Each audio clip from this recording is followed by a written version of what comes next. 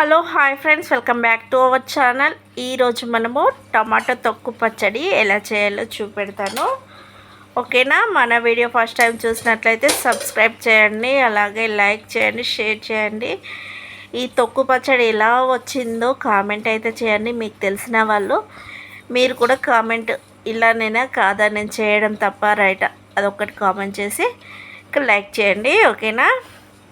ముందుగానైతే 4 టమాటాలను అయితే తీసుకున్నాను. ఇంట్లో కూరగాయలు ఏమి లేనప్పుడు ఓన్లీ టమాటాతోటే చేసుకోవాలనుకున్నప్పుడు ఎప్పటికీ కర్రీస్ చారు ఇలా కాకుండా ఇలా తొక్కు పచ్చడి చేయండి. వేడి వేడి అన్నంలోకి చాలా బాగుంటుంది. ఓకేనా? ఇంకా ఇలా చిన్న చిన్న ముక్కలు అయితే కట్ చేసుకుంటున్నాను. మీ దగ్గర మ్యాషర్ ఉంటే ఇలా 2 ఒక్కలుగా కట్ చేసుకొని అయినా చేసుకోవచ్చు. నా దగ్గర అయితే లేదు కాబట్టి నేను చిన్న చిన్న ముక్కలుగానైతే ఇలా 4 టమాటాలను కట్ చేసుకుంటున్నాను.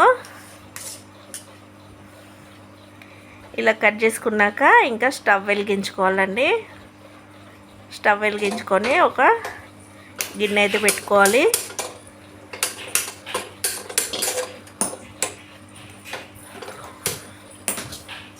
గిన్నె పెట్టుకొని 2 టేబుల్ స్పూన్ నూనె పోసుకోవాలి.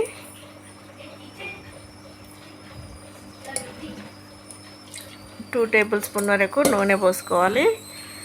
నూనె వేడయ్యాక ఇందులోకి మనం ముందుగా కట్ చేసి పెట్టుకున్న టమాటాలు ఉన్నాయి కదా, ఆ టమాటాలు వేసుకొని కలుపుకొని ఉడికించుకోవాలి.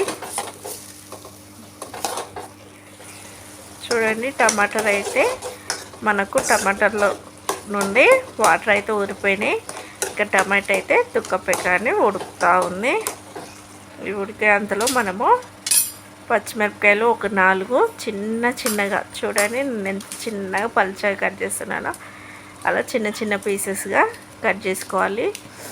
సేమ్ ఆనియన్ కూడా నేను చూపెట్టిన విధంగానే కట్ చేసుకోవాలి. ఇంకా మనకు టమాటో ఉడికిందా లేదా మధ్య మధ్యలో కలుపుకుంటూ ఉండాలి మూత తీసుకొని. ఓకేనా? స్టవ్ అయితే సిమ్లోనే పెట్టుకోవాలండి. మనం హై ఫ్లేమ్లో పెట్టుకున్నామనుకో అడుగు మాడిపోతుంది, టమాటా ఉడకదు. అందుకని చిన్న మంట పైన ఉడికించుకుంటే మనకు టమాటా అనేది బాగా ఉడుకుతుంది.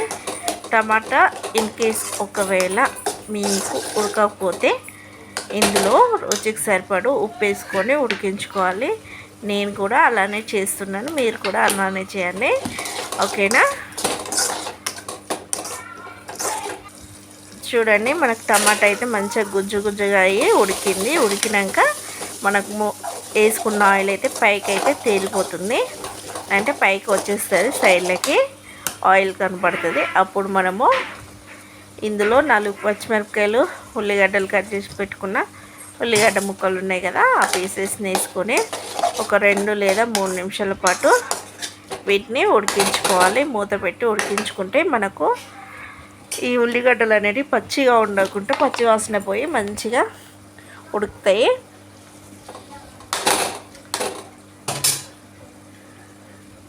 ఇందులోకే మనము రుచికి సరిపడు కారపొడి వేసుకోవాలి. కారపొడి వేసుకొని ఇంకా 2-3 నిమిషాల పాటు ఉడికించుకోవాలి. 2-3 నిమిషాల పాటు ఉడికించుకోవాలండి. చూడండి, మనకు అడుగు అయితే మాడిపోతూ ఉంటుంది. అడగంటకుండా ఊరికే కలుపుకుంటూ ఉండాలి. మనకైతే ఈ తొక్కు అయితే రెడీ అయింది. టమాటా తొక్కు అయితే రెడీ అయింది.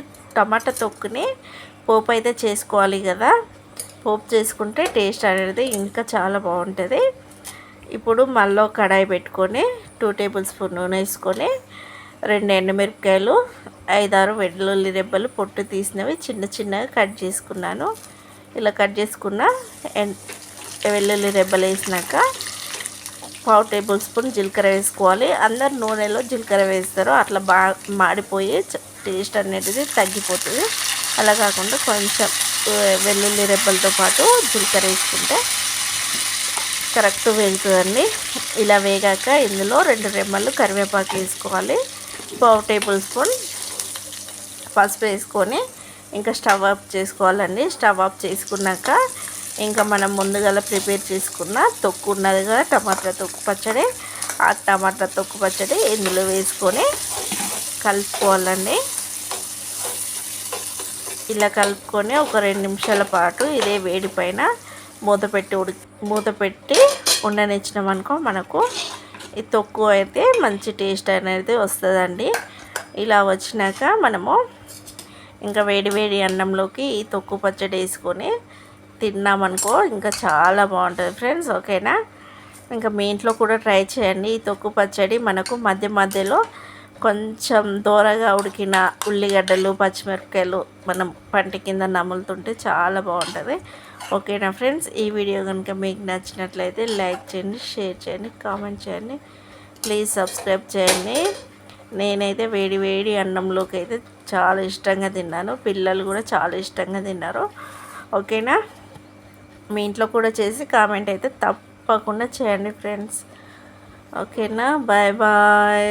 నెక్స్ట్ వీడియో మళ్ళీ పోస్ట్ చేస్తా, చూస్తూ